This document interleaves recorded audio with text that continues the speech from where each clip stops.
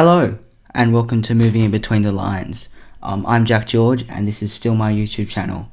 So today I'm going to be talking about a quick video on the Mariners' attack because it was interesting when I went to their game, even though they didn't score.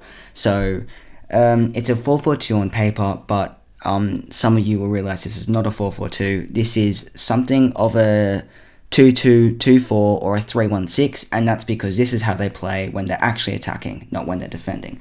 So when they've got the ball like this, MacArthur, who's the team they versed, would sit in this kind of deep 5-4-1 block, which you can see here, and they would either have the two centre backs. They'd have the two centre backs in the line. Sometimes Bozanic would come in here, or sometimes still, but usually Bozanic, and make it a back three with obviously the fullbacks more wide. But usually it was along these lines, and sometimes Bozanic will get into these areas. We'll talk about that later. So it's these two in a line, and then the two central midfielders. The two wide midfielders on paper will drop into these positions so they can kind of carry the ball forwards and progress it here. And then they have the front two who are strikers, and they stay as strikers. And I forgot the fullbacks who basically become part of the front four almost. But that is more of in the final stage in possession. So this is what they look like in the first stage of possession, which is obviously needed to get to there. So their attacking, passing routes are quite direct and quite straightforward. So they'll go like this, say to the right back or to the left back from the centre back. They'll look to either go instantly to the to the wide midfielder there, release the wide midfielder in behind with the ball like there, or what would usually happen. So this is where it gets interesting, is because they'll play with the front two. So say Storm Roux has the ball here, one of the strikers, say Urania, would drop off into this space here, because obviously with the two wide midfielders, they have no one occupying, the pocket in between. So then say he pushes up on here, and Maresh would look to make a run. Let's get rid of the other lines, but Maresh, so this is, they both do this. The lines are moving. This is hard to use sometimes, but Maresh would make a run in behind, and either in this position like there, or sometimes you come all the way across and make it there. So the aim is that either Roux, so now Roux has options. He can have Nisbet dropping short, he can play a ball like that, a really hard fast pass into Urania, or he can play a longer ball, which is what they prioritise, because at the Mariners they look to play direct football when they can.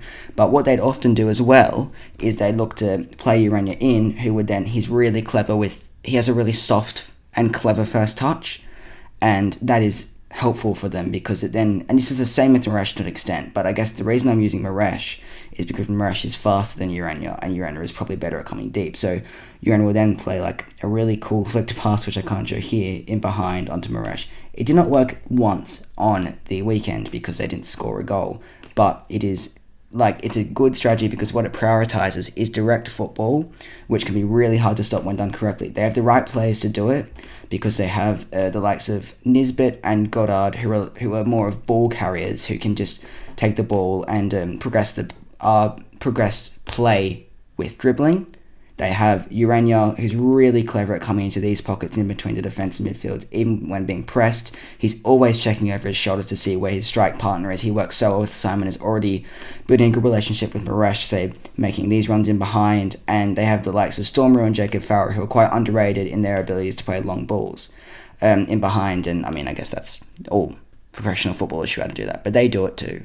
And then they have Bozanic, who's amazing at making these disguised passes inside, which again helps them progress the play through centrally, and also with more direct passes. So, like most teams, they play a mixture of direct and non-direct football, weirdly, but it's really interesting seeing the way the front two in particular combine, because even though they may be in a line on paper, if you watch their game, so see they're in a line here, they're never, ever, ever in a line in real life. So Iran will always be dropping deep, or Maresh will always be dropping deep, with the other occupying it was a three, but sometimes the two centre-backs here. So they're almost playing, in this stage, a 4-2-3-1.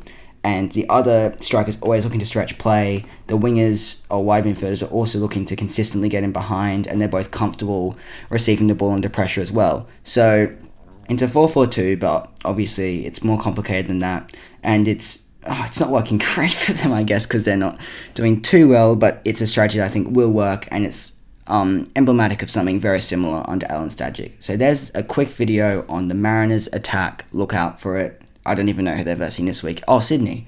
Look out for it against Sydney this weekend, because Sydney also play a similar brand of football. Cool.